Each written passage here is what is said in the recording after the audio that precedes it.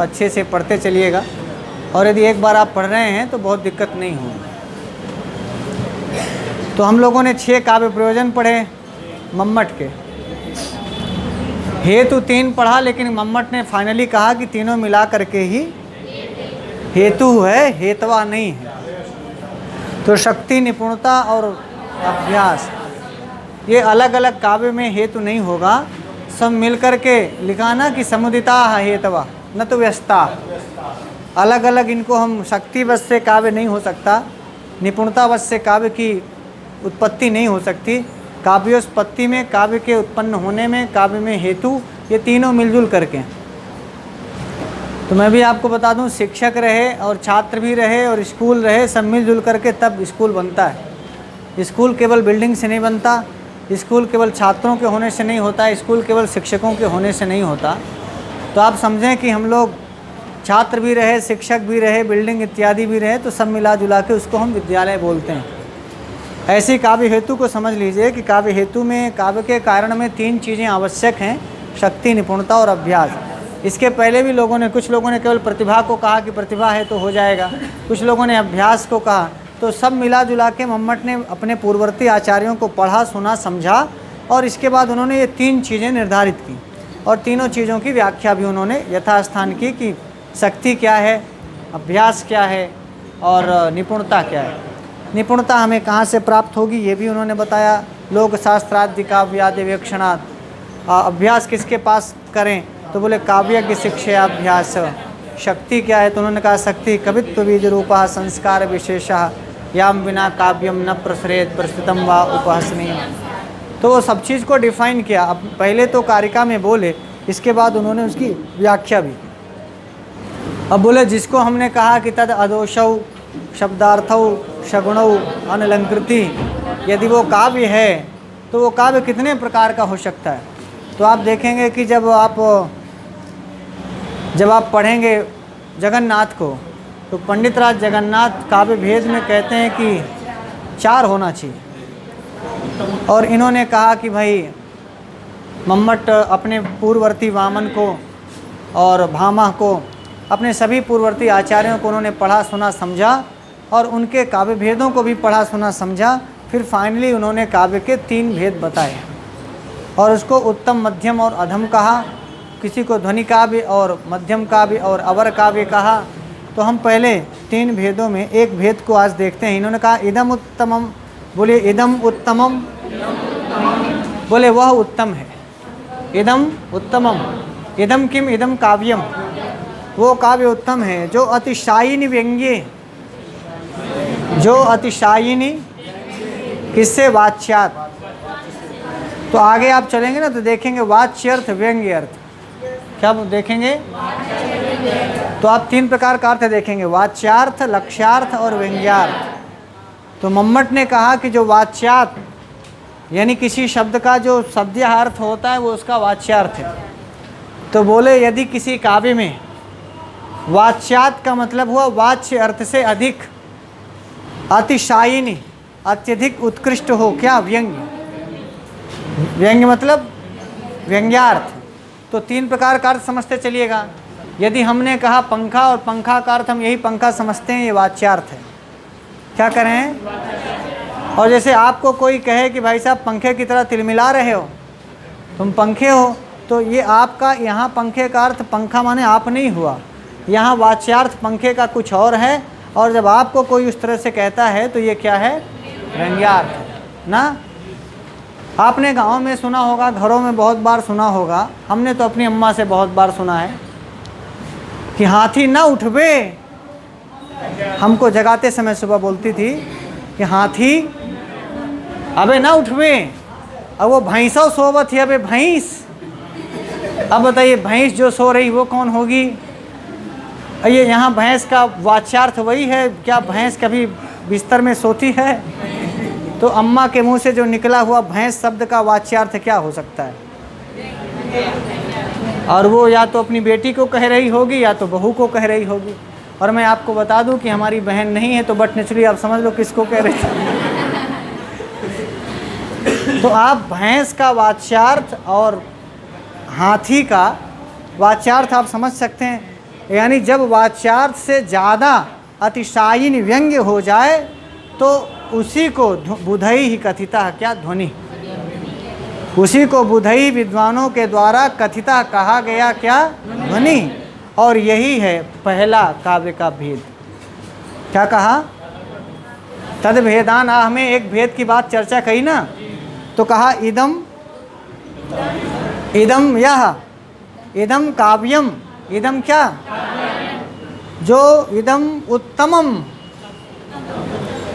अब काव्य का कौन सा प्रकार कहें तो तुरंत मम्मट ने कहा कि इदम किम, इदम उत्तमम काव्यम। इदम का अर्थ ले लीजिए काव्यम। इदम सर्वनाम पद है तो संज्ञा के स्थान पर सर्वनाम पद होता है। इसके पहले काव्यम आ चुका है, काव्यम यशस्वी अर्थ कृते में। तो इदम क्या, इदम काव्यम, तो इदम काव्यम क्या, उत्तमम। वो काव्य उत्तम है जो वाच्यात, वाच्य से अतिशायिन व्यंग्य है, वाच्य से अधिक व्यंग्य जहाँ उत्कृष्ट हो, वाच्यार्थ जहाँ गौण हो और व्यंग्यार्थ जहाँ पर। तो बुधई ही, उन्होंने कहा मैं नहीं कह रहा, ऐसा विद्वानों ने उसको, उसी चीज़ को विद्वानों ने ध्वनि कहा है। तो इसको आप ध्वनि काव्य कहें, चाहे आप उत्तम काव्य कहें, समझ में आ रहा है? तो इन्होंने कहा कि उत्तम, मध्यम, अवर कह लीजिए, चाहे ध्वनि काव्य कह लीजिए। आगे आप कहेंगे गुणीभूत व्यंग्य काव्य कहेंगे अथवा मध्यम काव्य कहेंगे, और उसके बाद तीसरे को अवर काव्य कहेंगे अथवा अधम काव्य कहेंगे। और अधम में भी दो विभाजन करेंगे, एक शब्द चित्र का और एक वाच्य चित्र। तो पहले हम इसको समझ लें जिसको उन्होंने कहा इदम उत्तमम। पहले देखना डिफाइन किया, क्या इदम उत्तमम, वो उत्तम है, क्या इदम उत्तमम, क्या। अब उसकी परिभाषा की, क्या वाच्यात अतिशायिन व्यंग्य, वाच्यात अतिशायिन। और कितना स्टाइलिश अंदाज में मम्मट ने कह दिया नहीं नहीं नहीं, बुधई कथिता, मतलब अपनी बात को प्रमाणित भी कर दी कि मेरी न मानो। ऐसा विद्वान आनंदवर्धन इत्यादि ने कहा है।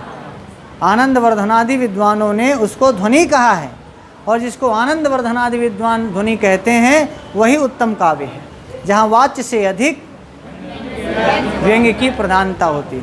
कर लेंगे, सवाल बनेगा इनमें बहुत तरह का कि उत्तम काव्य को क्या कहते हैं, या बुधई से किसका मतलब हुआ। तो आगे इन्होंने बताया इदम इति काव्यम, नीचे आ जाओ, इदम इति, बोले जो कारिका में इदम शब्द है, उस इदम शब्द का हम क्या अर्थ समझें, काव्यम।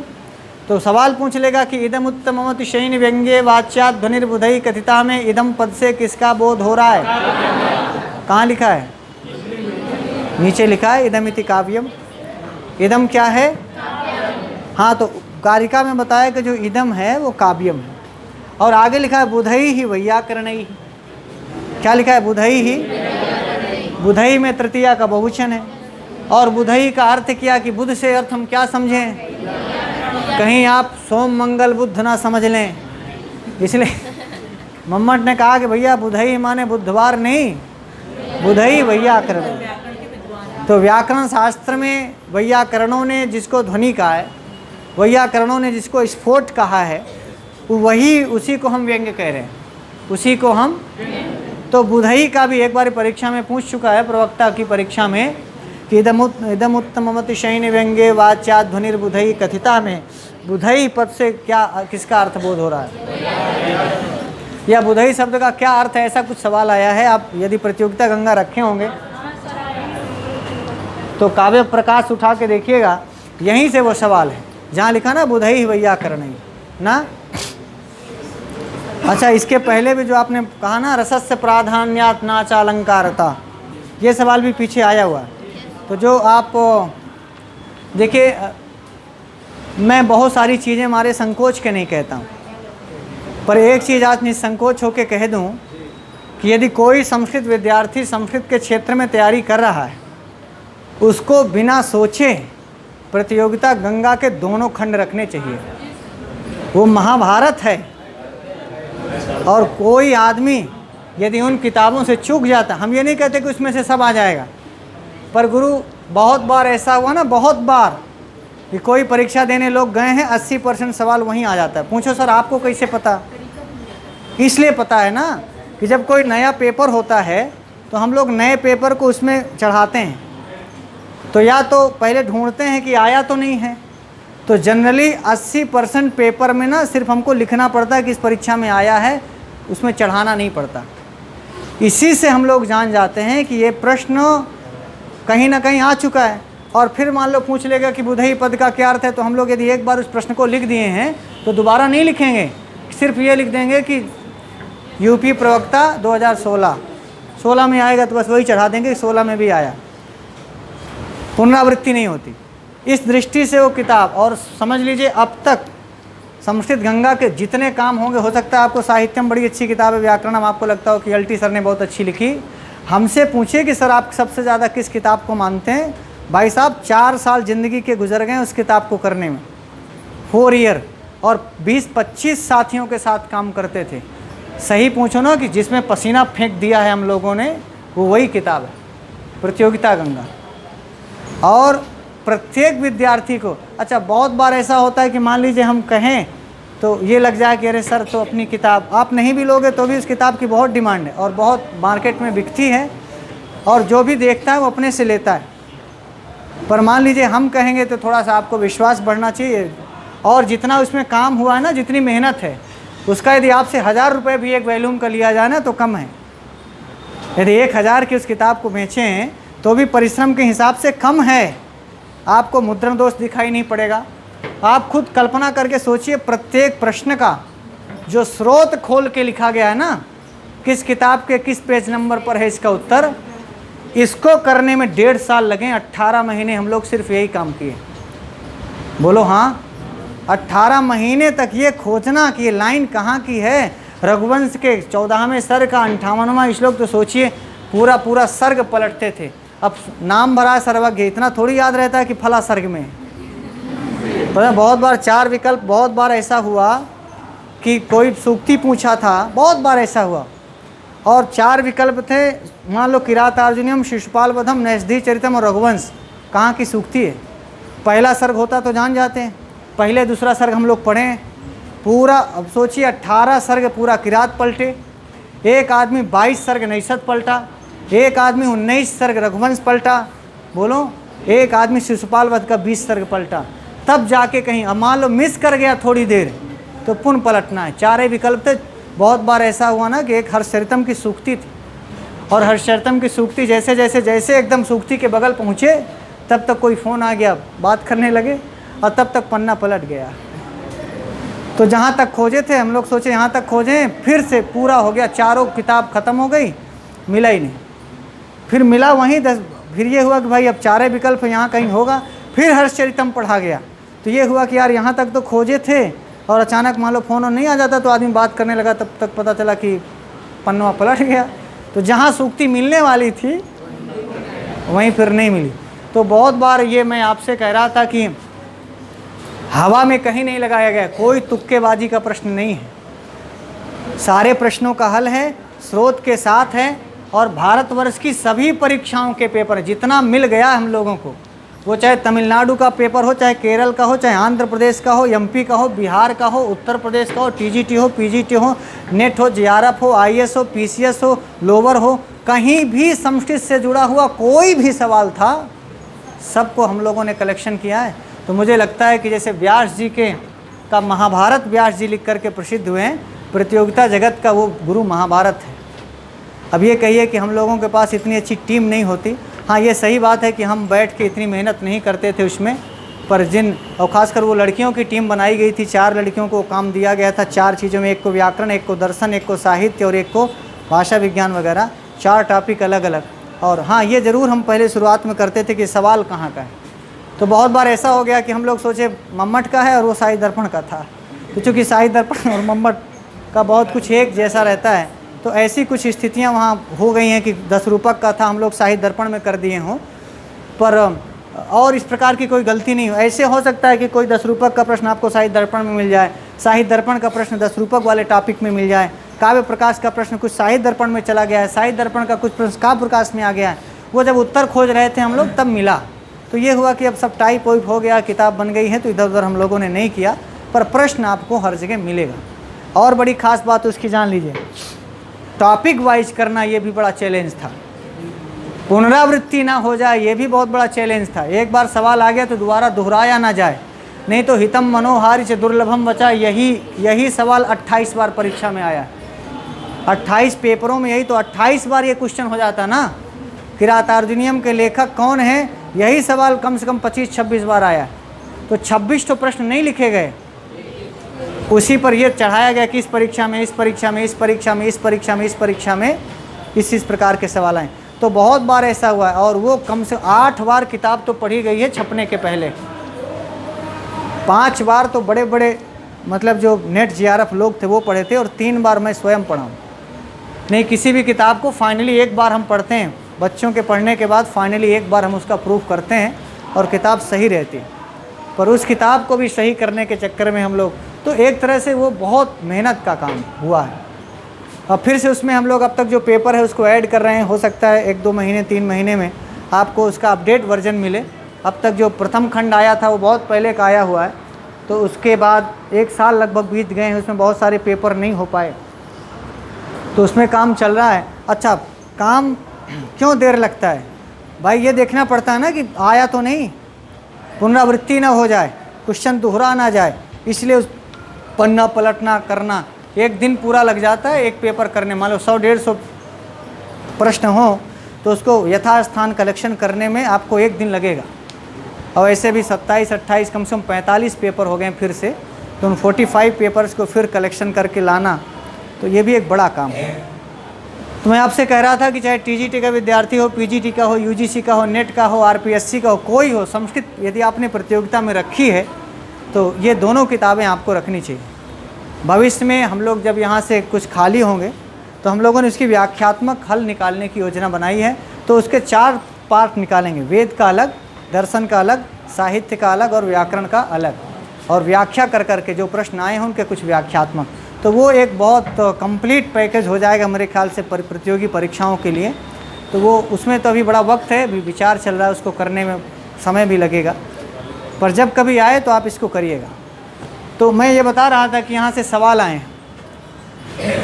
और एक चीज़ और आपको बता दूँ, जो टीम जनरली उसमें काम की है उसका कोई पुतरा बचा नहीं है। अब सब लोग या तो टीजीटी में या तो पीजीटी में या नेट जीआरएफ में कहीं ना कहीं सब सिलेक्ट होंगे। वो काम ही ऐसा था कि आपको हर बार पेपर पलटना पड़ेगा, उत्तर खोजना पड़ेगा, ढूंढना पड़ेगा, लिखना पड़ेगा। तो दिन भर जो लोग उसमें काम किए सब सिलेक्शन पा गए, परीक्षा हुई तो उसमें सेलेक्ट होकर के गए। और तो ये बड़ी बात होती है कि कोई काम आप कितने चैलेंजिंग वर्क से करते हैं और कितनी मेहनत से करते हैं, तो उसमें संस्कृत जगत का कितना फ़ायदा होता है। संस्कृत जगत को भी बहुत फ़ायदा हुआ, संस्कृत गंगा को भी फ़ायदा हुआ कि अच्छा ये किताबें ऐसी हैं ना जो 12 मासी हैं, मतलब सदाबहारी। कोई यूपी टेट जैसा नहीं, कभी टेट आए तो जैसे टेट की किताब आजकल बहुत बिक रही है, पर कुछ किताबें ऐसी संस्कृत गंगा की जैसे मतलब वो सदाबहार है, साहित्यम को बिकना है, व्याकरण बिकती है। और इधर प्रतियोगिता गंगा भाग 1 भाग 2 सब जगह अकाल पड़ जाए। जैसे बहुत बार ऐसा होता है ना, जैसे यूजीसी की परीक्षा आई तो यूजीसी वाली एकदम बम्पर बिकने लगी। आजकल यूपी टेट को वो राजू छाप नहीं पा रहा है, खूब झकाझक बिक रहा है, पर ये ऐसा कभी नहीं बिकी। प्रतियोगिता गंगा भाग 1-2 की मांग ऐसे बाहर की तरह नहीं आई कि एकदम रातों रात बिक जाएं, पर ये हमेशा एक बैलेंस में रही किताबें। 12 महीना इनका जो बिक्री का रेट रहा वो बहुत शानदार रहा, बहुत ज़बरदस्त रहा। तो खैर, तो ये मैं आपको बीच में इसलिए बताता रहता हूँ। अच्छा, सबसे ज़्यादा बिक्री का रिकॉर्ड पुस्तकों में साहित्यम का ही है, मतलब अभी संस्कृत गंगा में जितना साहित्यम बिका है उतना दूसरी किताबें नहीं। साहित्यम समझ रहे हैं ना, साहित्य वाली। और दूसरी किताब सबसे ज़्यादा बिकी है टीजीटी का व्याख्यात्मक हल। टीजीटी का व्याख्यात्मक हल जब पहली बार आया था तो मतलब कम समय में सबसे ज़्यादा बिकने का रिकॉर्ड अभी तक उसी का है। तो 7 दिन में 5 हज़ार किताब बिक गई थी, 7 डेज़ में बहुत तेज़ी से बढ़ी थी वो। तब वो बहुत प्रामाणिक बुक थी, और मुझे लगता है कि जब ये प्रवक्ता का व्याख्यात्मक हल आएगा तो ये भी बहुत अच्छी डिमांडेड बुक होगी। और 1 डे 2 डे में जैसे 1 दिन 2 दिन में बिक्री का रिकॉर्ड, जैसे ये आई थी क्या कहते हैं, मिशन एलटी, मिशन एलटी, तो ये तो मतलब ये 1 2 3 दिन में बहुत ज़्यादा बिकने वाली किताबें, ओवरऑल 3 डेज़ बहुत किताबें चली गई थी। तो वो तो सीजनल है ना, कि एलटी था इसलिए सब बिक गया। अब मिशन एलटी वगैरह सब डाउन है। तो बहुत बार ऐसा जैसे झारखंड आया था, झारखंड का टीजीटी और पीजीटी जब आया था तो अचानक होता ना कि एकदम बम्पर सेल, वही 15 दिन 20 दिन 1 महीने। इसके बाद झारखंड टीजीटी पीजीटी डाउन है। तो बहुत बार ऐसा ना, कुछ चीज़ें सीजनल होती हैं, वो उसी सीज़न में आई, उसी सीज़न में गई, आई गई, मतलब। अब ये चीज़ें ऐसी, प्रतियोगिता गंगा हुआ, व्याख्यात्मक हल हुआ, साहित्यम हुआ, व्याकरणम हुआ, इनकी कभी ऐसी सेल नहीं हुई कि 1 महीने में 10,000 बिक गई। पर ये ओवरऑल पूरे साल बिकने वाली किताबें होती हैं हमेशा। जब हर जगह अकाल होता है, सूखा पड़ा रहता है, तब भी ये चलती रहती। तो मैं आपसे कह रहा था, इदम इति क्या काव्यम, इदम क्या है, और बुधई क्या वैयाकरण। प्रधान भूत स्फोट रूप व्यंग्य व्यंजकस्य शब्दस्य ध्वनिरीति व्यवहारः कृतः। बोलिए।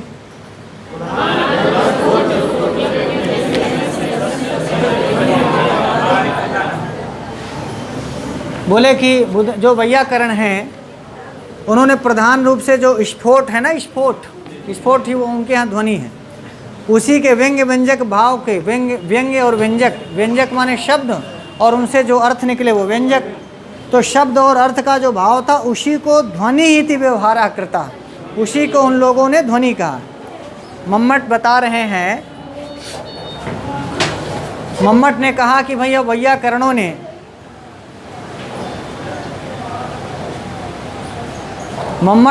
वैयाकरणों ने जिसको ध्वनि कहा उसी को हम उत्तम काव्य कह रहे हैं, उसी को हम। तो उन्होंने, उनके यहाँ क्या है, तो बोले प्रधान भूत स्फोट रूप व्यंग्य व्यंजक शब्दस्य ध्वनिरीति व्यवहारः कृतः। कौन? बुधई, जो व्यंग्य व्यंजक भाव को स्पष्ट करने वाले स्फोट को, जो स्फोट में व्यंग्य और व्यंजक भाव को मानते हैं और जिनको वैयाकरणों ने ध्वनि कहा, उसी को हम यहाँ उत्तम काव्य कह रहे हैं। और तथा तन्मतानुसार भी आगे लिखा कि उनके मत के अनुसार अन्य ही अपि, और लोगों ने भी न्यक भावित वाच्य व्यंजक व्यंजनक क्षमस्य, जहाँ पर न्यक भावित माने कम हो जाए, क्या? वाच्य, किससे? व्यंग्य से। तो अक्षमस्य शब्दार्थ युगल से, ऐसा शब्दार्थ युगल, ऐसा शब्द और अर्थ, ऐसा शब्दार्थ जहाँ पर वाच्यार्थ की अपेक्षा ध्वनि क्या हो? उत्कृष्ट हो, अथवा ध्वनि के आगे न्यक भावित हो जाए, कम हो जाए, क्षुद्र हो जाए। क्या? वाच्य, ध्वनि के आगे वाच्य कम हो जाए, ऐसी स्थिति में बोले ऐसे शब्दार्थ युगल को क्या कहेंगे? ध्वनि काव्य। अच्छा, अब इसके लिए बोले कि भाई आप कोई ऐसा उदाहरण बताइए जहाँ वाच्यार्थ की अपेक्षा ध्वनि उत्कृष्ट हो और जिसको आप उत्तम काव्य कह रहे हैं। तो मम्मट ने एक उदाहरण दिया था ना कि भाई अनलंकृति पुनः क्वापी। तो देखिए, यदि वो अनलंकृति पुनः क्वापी नहीं कहते, तो उनको ये वाला या कौमार हरः सएव हि वरस्ता एव चैत्र क्षपाः, इतना कहने की ज़रूरत नहीं थी। इसको क्यों कह रहे थे? क्योंकि उनको ऐसा काव्य दिखाना था ना जो अनलंकृति हो। कैसा हो? अच्छा, अब इसमें उनको यह दिखाना है कि वाच्य गौण हो और ध्वनि की प्रधानता हो। तो एक उदाहरण दिया उन्होंने, निशेषच्युत चंदनम स्तन तटम निर्मृष्टरागोधरो नेत्रे दूरमनंजने पुलकिता तन्वी तवेयन वपुः मिथ्यावादिनी दूति बांधव जन अज्ञात पीडागमे वापिं स्नातुमितो गतासिन पुनः तस्याधमस्यांतिकम् अत्र तदंतिकम् एव रंतुम गता असि इति प्रधान्येन अधम पदेन व्यज्यते। अच्छा, इसके बाद वो बात करेंगे मध्यम काव्य की। इन्होंने कहा कि ये पूरा श्लोक बताया, श्लोक का सामान्य अर्थ उन्होंने बताया कि निशेषच्युत चंदनम स्तन तटम। एक सहेली अपनी दूती से कहती है, एक नायिका, पहले क्या होता था ना, पहले व्हाट्सएप नहीं था, पता है, और ना पहले मोबाइल था। तो अभी तो अपन लोग मोबाइल से मैसेज वैसेज भेज कर व्हाट्सएप करके अपना डील डाल कर लेते हैं। पहले मान लो लड़ाई झगड़ा होता था तो बीच में किसी मध्यस्थ को भेजा जाता था, तो दूत और दूती भेजने की परंपरा थी। ये उसी ज़माने का श्लोक है ना। अब आजकल दूत व्हाट्सएप के द्वारा काम हो जाता है। अच्छा, बीच में एक सिस्टम आया था कबूतर वाला, तो मेरे पहले प्यार की पहली चिट्ठी साजन को दिया, कबूतर जा जा। तो कबूतर वाला भी सिस्टम बीच में गड़बड़ाने लगा था, क्योंकि कबूतर भी कहीं ना पड़ोसी को दे के चला आता था। और बहुत बार होता था कि मैंने देना था जिसको, तो उसकी मम्मी के हाथ चिट्ठी लग जाती थी, तो सही जगह नहीं पहुंचता था। फिर धीरे धीरे वो सिस्टम भी क्या हो गया, ख़त्म हो गया। फिर धीरे धीरे डाक वाला सिस्टम आया, चिट्ठी पाती वाला, तो उसमें भी बहुत बार हुआ कि डाकिया बाप को पकड़ा देता था, वो भी गड़बड़ा जाता था। फिर अब अच्छा फास्ट सिस्टम आ गया बढ़िया से, तो डायरेक्ट वहीं पहुंच जाता है और फिर उसको समाप्त कर देने की भी तुरंत क्षमता है। और सब कुछ इसमें व्यक्त भी कर सकते हैं आप, गुस्सा व्यक्त कर सकते हैं, हंसी व्यक्त कर सकते हैं, खुशी व्यक्त कर सकते हैं। तो लिखिए और चाहे सिंबल बना दीजिए। तो पहले हम लोग ना जब किसी को मतलब कुछ ऐसा कहना हो तो ये दिखाते थे, ना देव नहीं, और अब अच्छा करना हो तो क्या दिखाते हैं। पहले हम बहुत दिन समझते नहीं थे चंदन, हम इसका मतलब वही समझते थे, बाबा जी का। अच्छा, इसको ऐसे भी बोलते, तो बड़ा अच्छा है, सिंबलिक दुनिया है। तो आप सांकेतिक दुनिया से यहाँ भी समझिएगा। तो इस श्लोक को समझने के लिए आपको ये समझना पड़ेगा कि हे दूती, जो चिट्ठी लेकर के गई थी, जो उसके प्रेमी को मनाने गई थी, प्रेमी अच्छा रहा होगा, सुंदर रहा था, स्मार्ट था, तो जो मनाने गई थी तो उन्होंने वो कुछ बता रही है इस काव्य के माध्यम से कि निशेषच्युत चंदनम स्तन तटम, तुम्हारे स्तनों के किनारे लगा हुआ जो चंदन था ना, वो निशेष मने थोड़ा पुछ गया है, थोड़ा सा समाप्त हुआ है। निर्मिष्ट रागो धरो, तुम्हारे अधरों में जो लालिमा थी वो थोड़ी सी कम हुई है। नेत्रे दूरम अनंजने, तुम्हारे नेत्रों में जो काजल था ना, वो विदाउट काजल के नेत्र हो गए हैं, अनंजन हो गए हैं। अंजन माने काजल वाले और अनंजन माने बिना। और पुलकिता तन्वी तब इयम वपुः, तुम्हारा ये शरीर बड़ा पुलकित है, रोमांचित है। मिथ्यावादिनी दूती, ए दूती तुम झूठ बोल रही हो। बांधव जनस्य अज्ञात पीड़ागमे, हम तुम्हारे बंधु बांधव हैं, उनकी पीड़ा को समझते हुए। वापिम स्नातुम इतो गता अशी, तुम यहाँ से वापी में स्नान करने गई थी। ना पुनः तस्य अधमस्य अंतिकम, ना उस अधम के पास तुम नहीं गई थी। अब ये इसका वाच्यार्थ है, ये इसका, हाँ, अर्थात तुम्हारे आँखों का काजल थोड़ा पुछ गया है, तुम्हारे स्तनों में लगा हुआ जो चंदन था वो भी थोड़ा निर्मृष्ट हुआ है, निशेष हुआ है, और तुम्हारे होठों में जो लाली लगी हुई थी वो भी थोड़ा पूछी हुई है। नेत्रे दूरम अनंजने, तुम्हारे दोनों नेत्रों से काजल थोड़ा सा दूर हुआ है, हट गया है। ये सारी चीज़ें स्नान करने से भी तो होती हैं।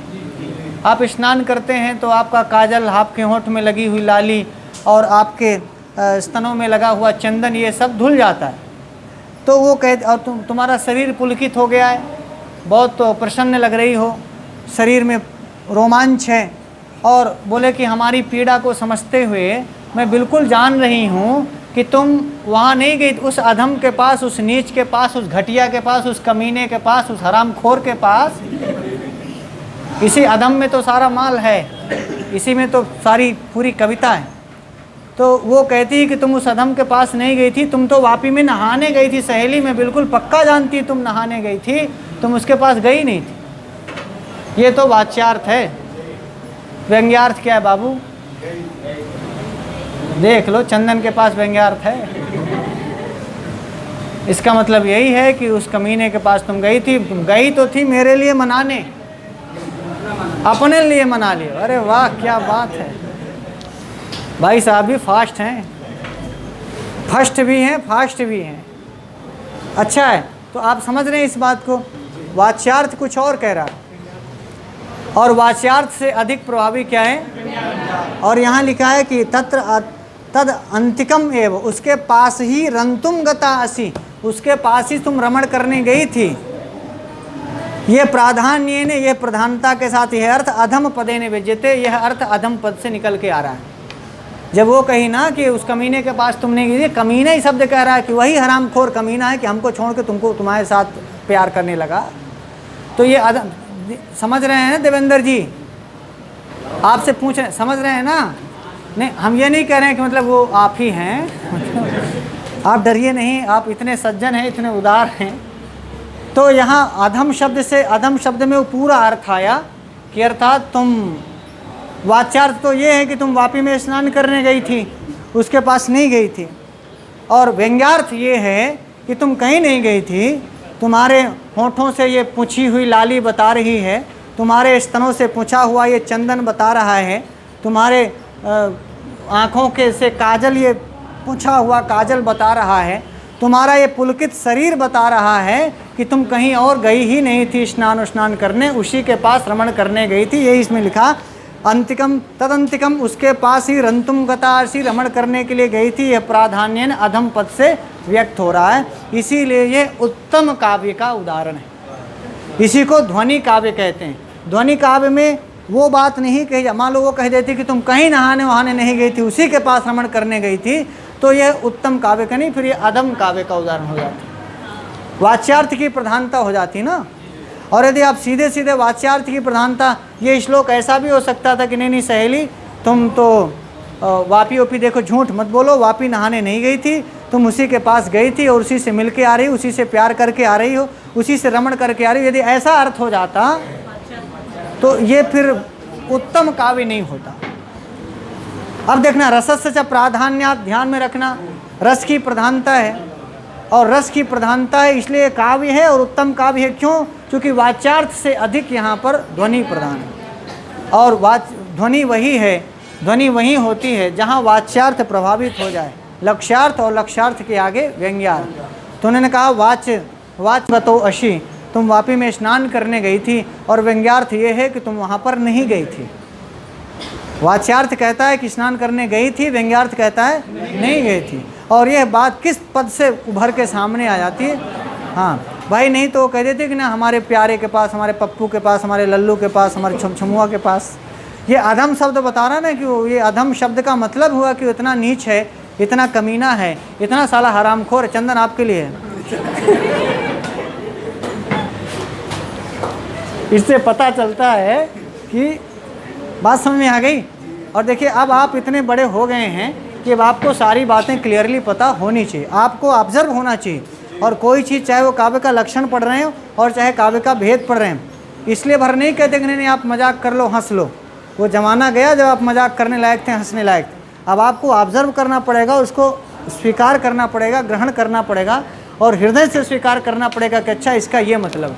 नहीं तो ऐसे नहीं सारी ज़िंदगी बीत जाएगी, आप प्रोफेसर होकर रिटायर भी हो जाओगे, पता नहीं चलेगा किसी। बोलो हाँ। और देखिए, फिर एमए पास के बाद जब आप प्रवक्ता के लिए आ रहे हो ना, तो आप ऑलरेडी, मैं आपसे उम्मीद करता हूँ कि आप इतने मस्तिष्क के साथ आ रहे हो, और वो भी जब आप काव्य प्रकाश पढ़ने बैठे हो, और फिर इसके बाद भी आपको लगे कि नहीं सर थोड़ा पढ़ाने में संकोच करें और आप सुनने में संकोच करो, तो मुझे लगता है फिर ये उचित जगह नहीं। ठीक है, बेहतर होगा कि हम भी आपको पढ़ाने की उस तरह से कोशिश करें कि जिसे आप ऑब्जर्व कर पाएँ, और आप भी हमारा ऐसा सपोर्ट करें कि आप ये जाने कि नहीं भाई वाच्यार्थ क्या है और व्यंग्यार्थ क्या है, ये बात कैसे क्लियर होकर के सामने आती है। तो मैं ये नहीं कह रहा हूँ, इसीलिए देखिए कक्षा 9, 10, 11, 12 में काव्य प्रकाश नहीं रखा गया। कक्षा 9, 10, 11, 12 में आप काव्य प्रकाश पढ़े नहीं पढ़े, क्योंकि वो उस जगह पर विद्वानों ने सोचा कि भाई ये उम्र ऐसी है जब आप नहीं पढ़ा सकते। तो अब तो मेरे ख्याल से ये उम्र ऐसी है जब इसी उम्र में भी नहीं पढ़ा सकते, तो फिर अब इसके बाद वाली जो उम्र है ना, वो फिर समझ में आ गया। इसलिए आपको काव्य प्रकाश को समझना भी है, इसके प्रश्नोत्तर भी समझने हैं, और इसको उस तरह से भी समझना है कि कल को मान लीजिए आप डिग्री कॉलेज में जाते हैं, यूनिवर्सिटी में जाते हैं, या विद इन किसी जगह आपको पढ़ाने को मिलता है, तो आप उस बात को व्याख्यायित करके समझा पाएँ। उदाहरण मम्मट के हैं, और पंक्तियाँ भी मम्मट की हैं, व्याख्या भी मम्मट के हैं, इसलिए जो भी वचन होंगे वो हम लोगों के नहीं बल्कि मम्मट के ही हो। समझना हमारा आपका धर्म। बस आज इतना।